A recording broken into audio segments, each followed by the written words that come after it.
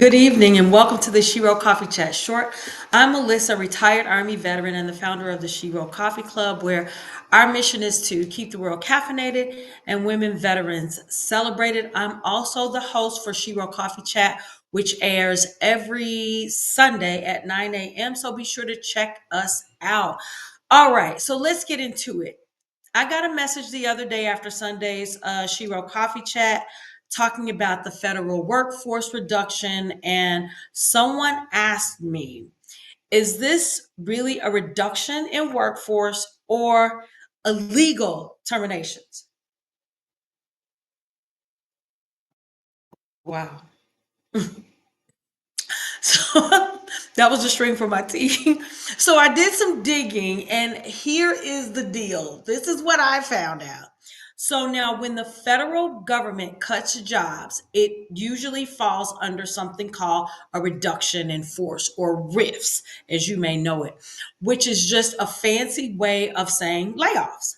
But layoffs are supposed to follow a process. So technically, they aren't illegal unless they do break certain rules. So let's talk about a reduction in force.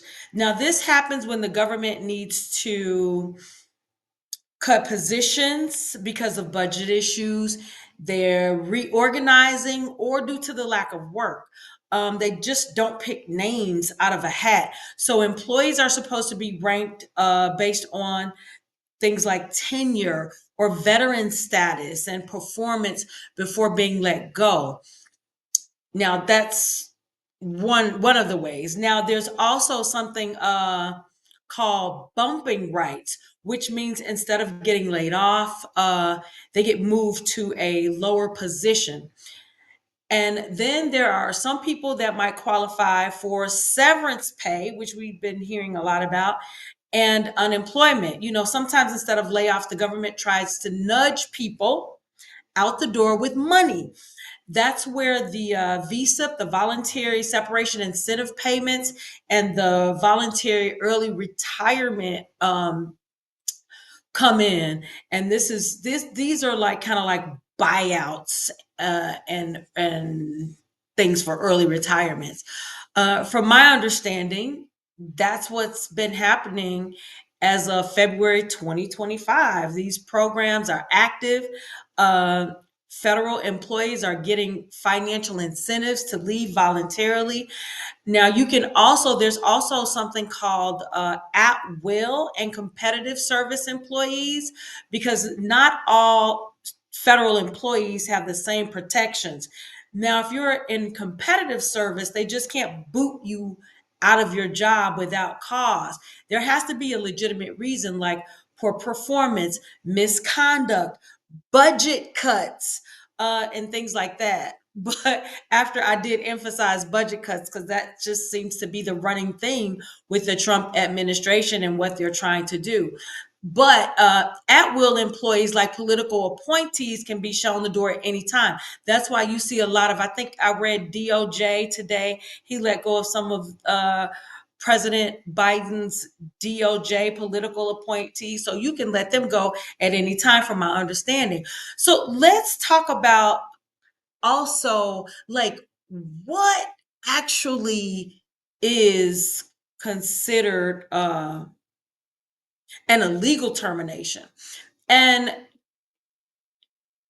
if it and it would be an illegal termination if it breaks laws like discrimination. You can't fire someone because of their race, their gender, disability, and age. You can't fire someone because they were a whistleblower, and and you can't fire them in retaliation of them being a whistleblower.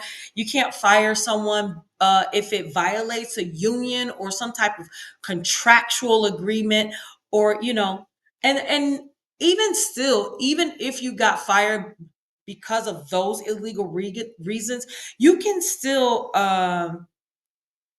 retaliate. You can still retaliate by filing complaints with the Merit Systems Protection Board, the MSPB, the Equal Employment Opportunity Commission, the EEOC, and If you are in a union, if you're part of a union, you can file with your union.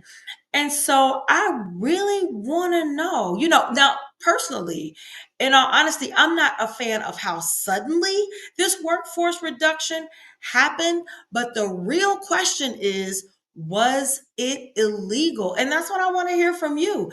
I don't have all the information, but together we can put the pieces together and make a determination based off what I told you, or maybe you know more information. Let me know. Drop a comment. Let's talk about it.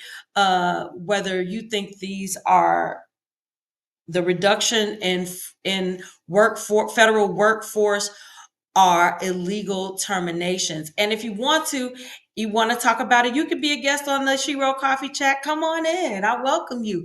Let's talk about it. Let's break this all the way down. But that's really what all I wanted to talk about today. And as always, keep your heart full and your coffee strong. Good stuff. Do you know today is like day 43? Think it's 43 for me, something like that. We're going strong with our 60-day challenge. All right, bye.